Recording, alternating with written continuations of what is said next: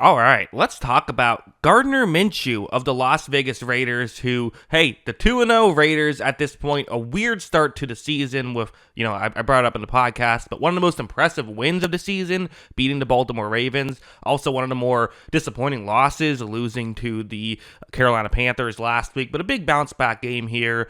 And I'm going to talk about Gardner Minshew. I really want to break down kind of what he did. There was good and bad in his performance here with the Raiders, so let's get into both. We'll start off with some positives. I thought that actually his best attribute for the Raiders was how quickly he was getting rid of the football on some of these types of plays, like what you see on your screen. Real quick, though, I do want to mention I do have a movie channel. If you like watching movies, I have some film reviews of things like Megalopolis on that channel. The link is in the description below. Jackson Kruger Movies is the name of that. But yeah, back to this play. It's going to be a play action, and you have a receiver just running a quick out route right here.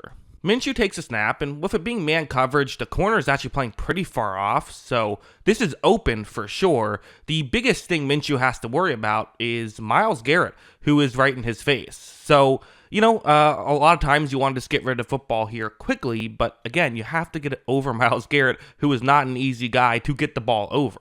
But Minshew does a really good job, with that quick release, getting rid of the football and, getting it to Trey Tucker. So I thought this was really his strength, was on these types of plays, being able to get the ball out of his hands in a way that worked. Like, this one's a really good example of this, where the concept itself is one that you kind of see all the time. There's a play action, and you have a receiver just running a quick route over the middle. Hopefully what happens here is the Cleveland players are going to step a little bit further in, and then you have a window to hit the receiver. Watch as Minshew takes the snap. He, gets rid of his football in an instant, right? I mean, that's just a good understanding of how this works, where essentially it was almost like an all-out blitz for Cleveland. Everyone was rushing in. I'm not sure if I think there was a blitz designed here, but also some of these guys just thought it was going to be a run on top of it. So when you have that, got to get rid of the football quickly. Minshew did exactly that. So yeah, really good job on this one.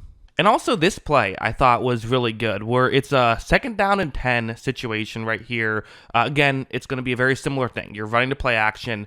You see the receiver that he's going to want to try and hit right here. This is Jakobi Meyers, who he's going to look at, which, keep in mind, no Devontae Adams. So, this is where you have to, right now, Meyers is your number one option. Minshew takes the snap. He, honestly, they don't even do a full play action. He does a fake, but is quickly looking over towards Meyers again.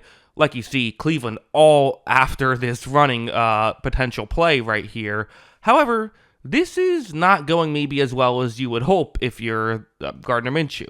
Meyers, there's not really a ton of separation. In fact, there's no separation. There's contact being made. There is still a way this play could work, though. Because Meyers has the inside leverage right here on Martin Emerson, who, poor Martin Emerson had a tough week against Malik Neighbors with the Giants, now having to play Jakobi Meyers a lot. But you see right here, there is an inside leverage situation here, so that's what Minshew's going to look towards. And watch him just put it in a nice spot to where Meyers can make that grab, whereas Emerson couldn't really disrupt it, and they're still able to get a decent completion there. So again, this stuff, really good. And honestly, there was one more play I really liked, which maybe doesn't seem like a great play at first glance, but I think was. And it's this one. So it's I think the game situation is what matters a lot here. It's a 3rd down and 2. They're going to do the same thing, run this play action, this quick Jakobi Meyers slant route over the middle.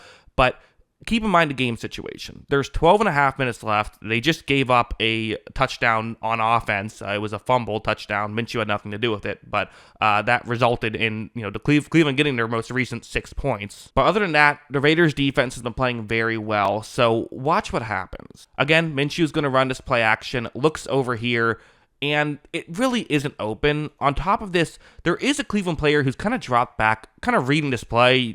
There's a reason why, listen, in Madden, you can just run the same concept over and over again. But when you do it in the NFL, in real life, people start to notice what you're doing, and they are going to pay attention. A player is covering over the middle of the field area here, and Minshew is in trouble. There's pressure coming. So what does he do here?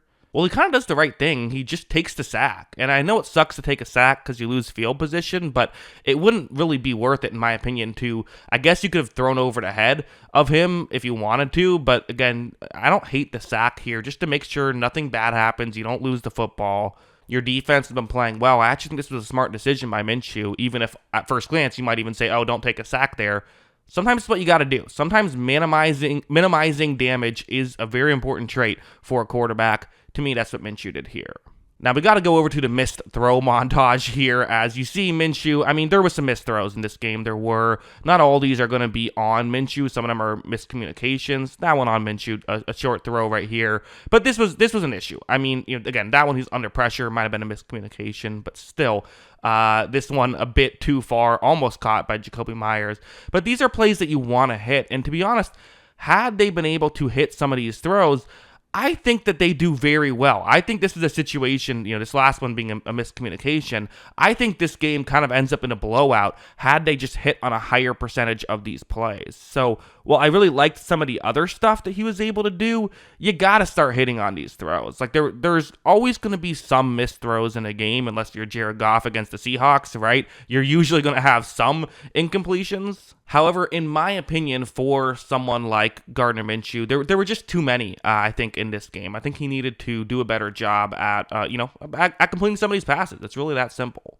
But I'll end with a positive, maybe the play of the game. In fact, I'll just say it, the highlight of the game for Gardner Minshew. At first glance, it might not seem like it's a highlight reel level play. I mean, it's going to be, you have a receiver running over the middle against zone coverage. Minshew also is going to run a play action and then roll out towards the top of the screen. Watch, that's what he does, then looks over the middle, wants that over the middle route, but it's just not open. So, tough situation when you run an entire concept to get one route open, and then that doesn't really get open. Well, what do? Minshew has a safety valve. It's Jakobi Meyers, who started off this play blocking, and then it's just trying to get into a gap in coverage. But this is a risky throw right here, right? If you're Minshew, do you really want to take this chance? Well, yes, he does, and it works out. A sidearm throw, perfectly accurate. Myers picks up a first down, and they're able to gain some yards right there. This was on a touchdown drive, so good job there by Minshew. Again, maybe not the biggest highlight reel level play you'll ever see, but certainly a highlight reel level play in my opinion. So listen, I'm not going to sit here and say Gardner Minshew was awesome, but he was Gardner Minshew, right? He's very rarely going to look like Patrick Mahomes out there, if at all, but he's going to have his good moments, and you just hope the good outweighs the bad. I do think he has to clean up some of these missed throws. Some of those were communication things, but got to clean that up. But as a whole, I think a solid day here by Minshew, and I think you're hoping he can maybe, as he gets to know his team a little bit better, get even better, although apparently Adams might be gone soon, but we'll see how that goes. But yeah, those are my thoughts. What are yours? Let me know in the comments below. Always love hearing from y'all, and of course, as always, thanks for watching.